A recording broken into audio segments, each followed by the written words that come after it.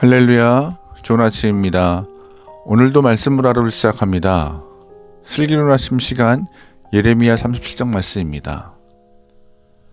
우리는 매 순간 갈림길 같은 곳에 놓여 있다고 말해도 과언이 아닙니다. 어떤 길이 좋은 길인지 선택해야 하고 선택 이후에는 기뻐하기도 하고 후회하기도 하면서 살아갑니다. 사람을 만나는 것도 이 사람이 믿을 만한 사람인지 아닌지 확신하지 못할 때도 많아요. 그래서 우리는 분별해야 하는 것이죠.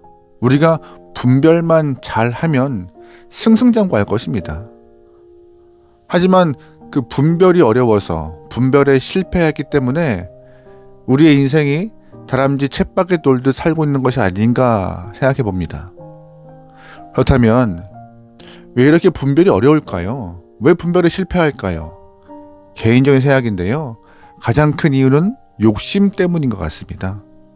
욕심에서 자유롭지 못하기 때문에 이미 마음이 편파적으로 쏠렸기 때문에 상황을 잘 보지 못하고 그 마음이 편파적이기 때문에 사람도 분별하지 못하는 상황에서 만나는 경우가 많아 힘든 일을 경험하는 것 같아요. 편파적인 마음을 가졌는데 어떻게 정상적인 분별하겠습니까? 불가능한 것이죠. 여러분, 그러기에 여러분의 마음은 편파적이지 않고 분별을 잘할 수 있는 깨끗한 마음이길 소망해요. 오늘 말씀에서는요, 남유다의 마지막 왕 시드기야가 등장합니다. 시드기야 역시 분별의 문제 앞에서 길을 잃고 말았던 영혼이에요. 정확하게 말하면 길을 잃은 것이 아니라 선택을 잘못한 것이죠. 이미 하나님께서 선지자를 통하여 분명한 길을 알려주셨음에도 불구하고 그 길을 찾지 못한다는 것은 살 길, 생명의 길을 보지 않은 것이죠. 1절 말씀이에요.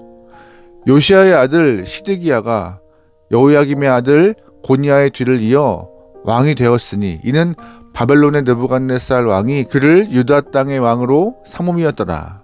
아멘. 바벨론의 느부갓네살 왕이 시드기야를 꼭두각시로 세웠어요. 왜 느부갓네살이 시드기야를 꼭두각시로 세웠을까요? 바벨론의 목표는 남유다가 아니었어요.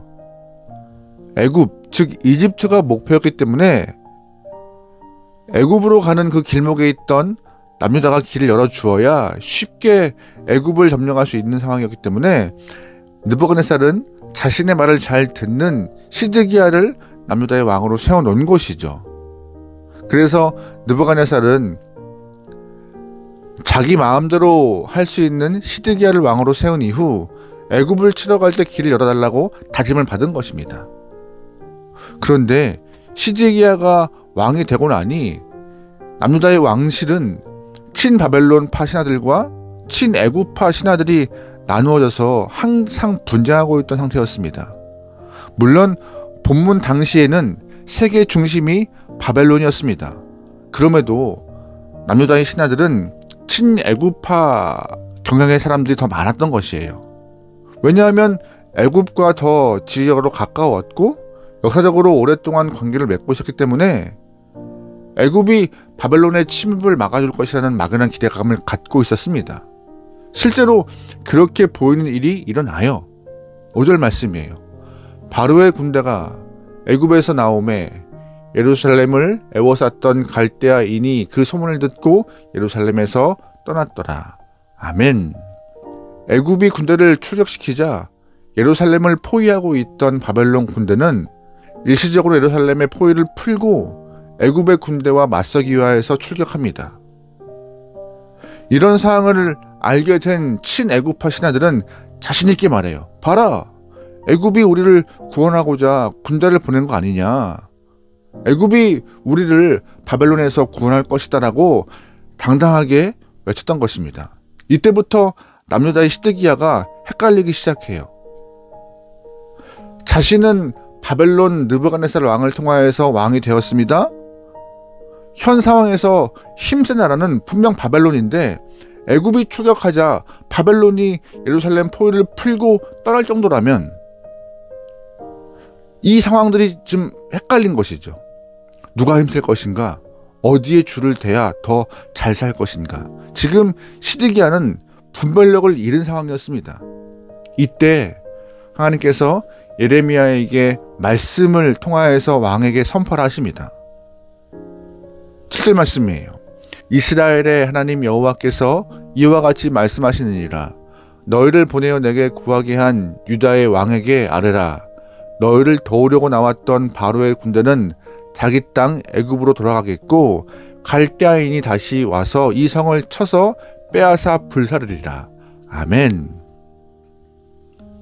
바로의 군대, 즉 애굽의 군대는 싸움에서 패배하고 다시금 애굽으로 돌아갈 것이고, 바벨론의 군대가 승리하여 지금 이 예루살렘 성을 빼앗고 불사를 것이라고 하나님은 예레미야를 통하여서 말씀하라 라고 명령하셨던 것이죠.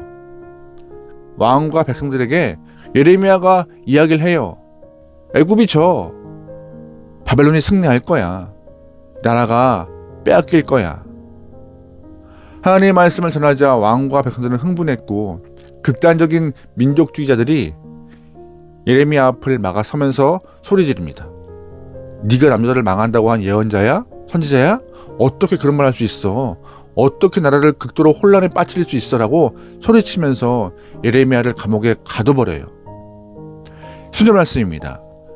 베냐민 문에 이른즉 하나냐의 손자 셀마냐의 아들인 이리야라 이름하는 문지기의 우두머리가 선지자 예레미야를 붙잡아 이르되 네가 갈대아인에게 항복하려 하는도다. 15절 말씀입니다.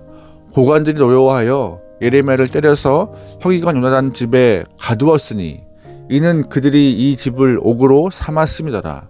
아멘. 이것이 당시 백성들의 분위기였어요. 극단적인 민족주의에 사로잡혀서 근본도 없는 애국심으로 무장한 상태예요. 나라의 현실은 보지도 못하고 하나님의 음성은 듣지도 못하는 상황이었습니다. 결국 하나님의 말씀을 선포했던 예레미야가 혼자 옥고를 치르게 된 상황이었습니다. 시드기야는 왕으로서 확신이 없었어요. 상황이 복잡했고 위급했기 때문에 다시 한번 예레미야를 찾아가서 하나님의 말씀을 한 번 더 확인합니다. 17절 말씀입니다.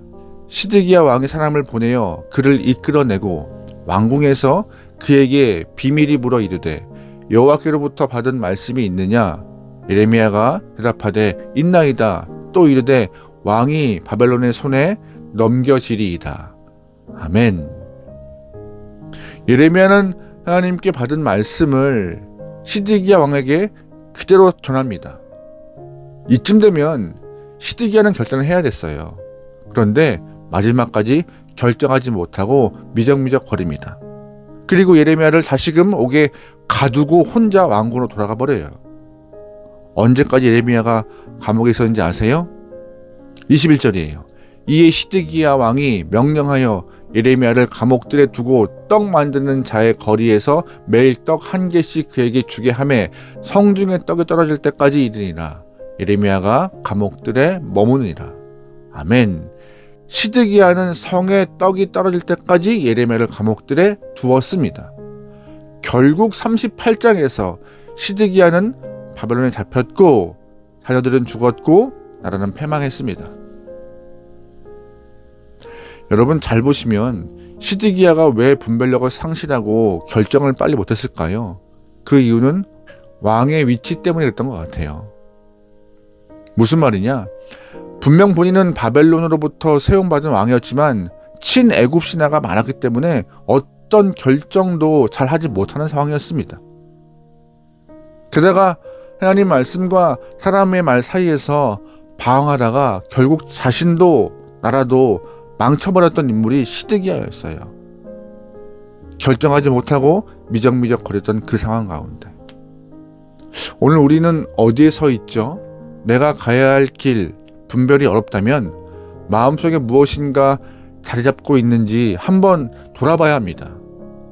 마음의 욕심 때문에 분별이 어렵다면 기도를 통하여서 욕심을 제거해야 돼요.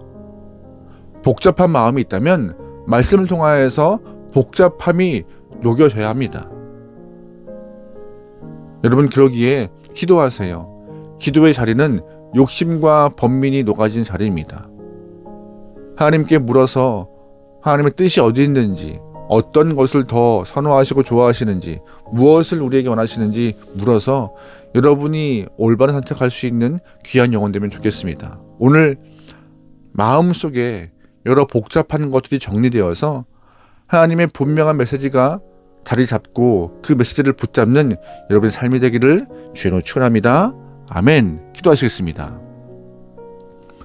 사랑의 하나님, 길을 찾기 어려울 때 기도를 통하여서 마음속의 욕심을 발견하게 허락하시고 말씀을 통하여서 정확한 길을 분별할 수 있도록 지혜 허락하여 주시옵소서. 개인적인 욕심을 깨고 주 앞에 엎드리오니 주님이시여 우리에게 주의 말씀을 들을 만한 귀와 주의 뜻대로 행할 수 있는 결단을 통하여서 이 땅 가운데 믿음으로 승리할 수 있는 귀한 영혼 되도록 우리 하루를 붙잡아 주시옵소서. 매 순간 갈림과 선택의 사이에 서 있습니다. 옳은 것을 보고 옳은 것을 쫓아갈 수 있도록 우리에게 말씀의 능력과 지혜와 믿음 허락하여 주시옵소서. 예수님의 이름으로 기도합니다. 아멘.